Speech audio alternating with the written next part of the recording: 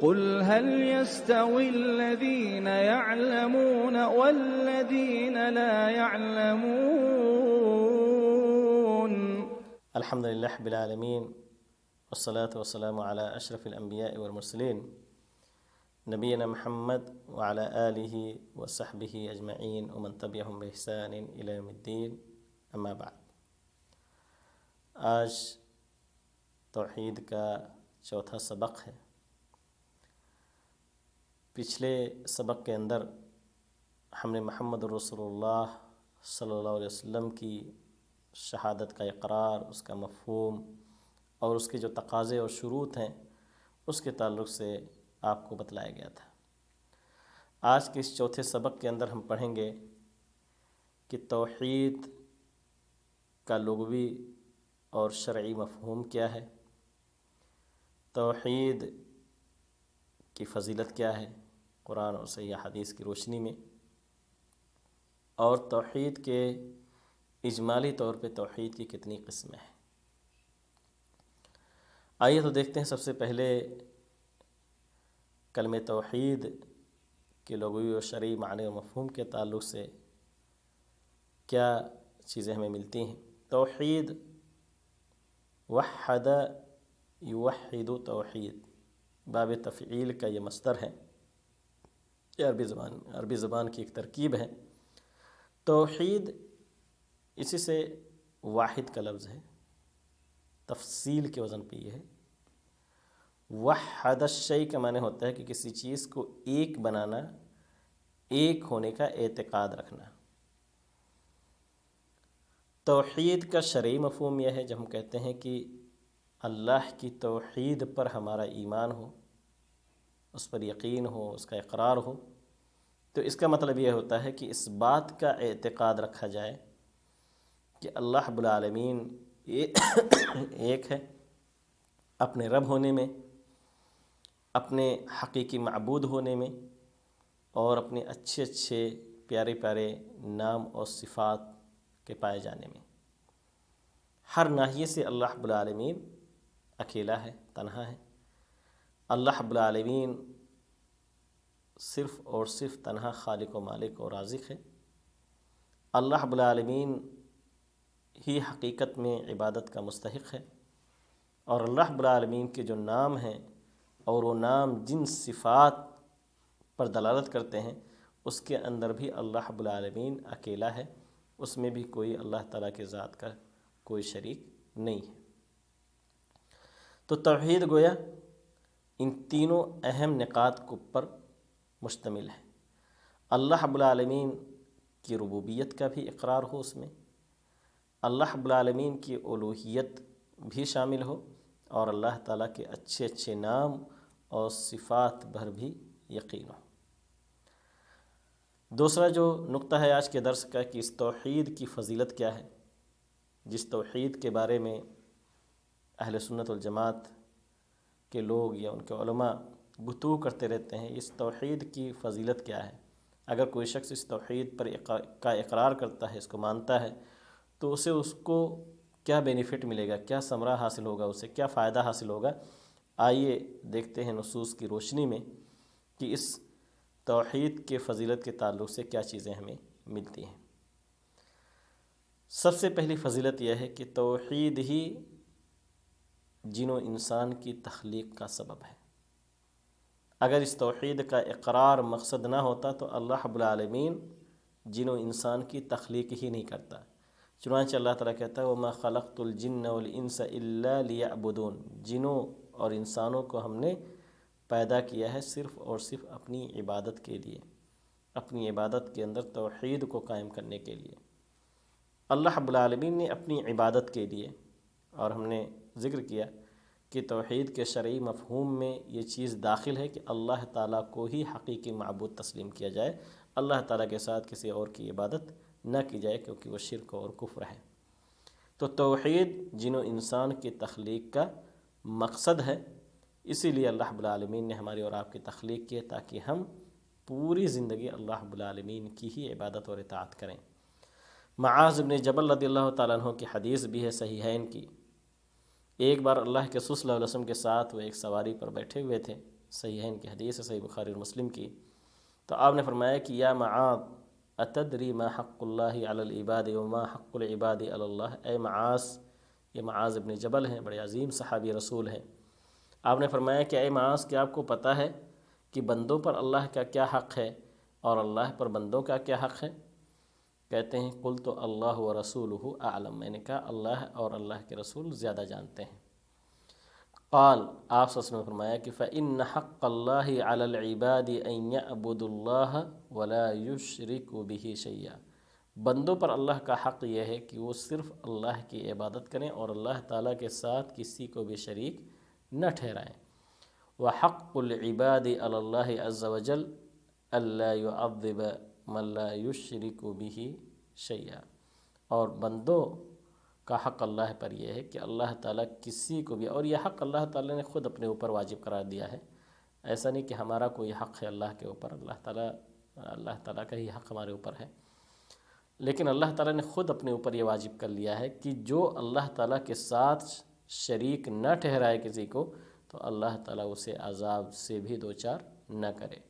کہتے ہیں قلت یا رسول اللہ، حضرت معاذ بن جبل کہتے ہیں کہ اللہ کے رسول صلی اللہ علیہ وسلم افلا ابشر الناس، کیا میں لوگوں کو اس کی بشارت نہ دے دوں؟ قال لا تبشرهم فیتکلوا، کہا کہ نہیں، انہیں یہ بشارت مت سناؤ، کہیں ایسا نہ ہو کہ اسی پر وہ بھروسہ کر لیں اور پھر اعمال میں کوتاہی کرنے لگیں. تو پتہ چلا کہ توحید کا اقرار جو ہے ہماری اور آپ کی تخلیق کا مقصد ہے، اور اس کی یہ فضیلت ہے کہ اللہ رب العالمین کسی بھی ایسے شخص کو جو اللہ تعالیٰ کے توحید کا اقرار کرتا ہے، اسی حال میں اس کی موت ہوتی ہے، تو اللہ تعالیٰ اس کو عذاب سے دوچار نہیں کرے گا. ہمیشہ وہ جہنم کے اندر اللہ تعالیٰ اسے نہیں رکھے گا. جو گناہ ہیں اگر وہ سزا کا مستحق ہے تو اللہ تعالیٰ سزا تو دے گا، لیکن اس کو جنت میں پھر دوبارہ ڈال دے گا.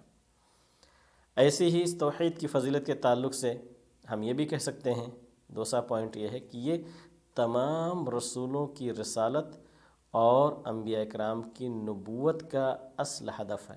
اللہ تعالیٰ نے تمام رسولوں اور نبیوں کو دنیا کے اندر اسی لیے بھیجا ہی تاکہ وہ جا کر کے دنیا میں لوگوں کے سامنے اللہ تعالیٰ کی توحید کی طرف لوگوں کو بلائیں، اس کی دعوت دیں.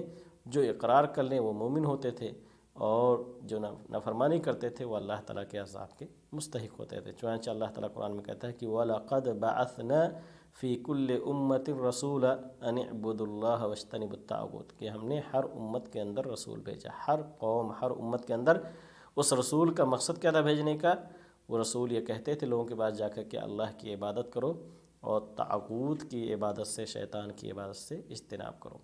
ایسے ہی دوسری آیت کے اندر اللہ تعالیٰ کہتا ہے وَمَا أَرْسَلْنَا مِن قَبْلِكَ مِن رَّسُولٍ إِلَّا نُوحِي إِلَيْهِ أَنَّهُ لَا إِلَٰهَ إِلَّا أَنَا فَاعْبُدُونِ. سورہ انبیاء کی آیت ہے 25 نمبر، کہ ہم نے آپ سے پہلے کوئی رسول نہیں بھیجا مگر یہ کہ یہی وحی کی کہ اللہ یعنی میرے علاوہ کوئی حقیقی معبود نہیں، تو میری ہی عبادت کرو. تو یہ دوسری فضیلت ہے، دوسرا نقطہ ہے کہ تمام انبیاء کی دعوت کا، ان کی رسالت کا یہی عین مقصد تھا، یہی حقیقی مقصد تھا ان کو مبعوث کرنے کا.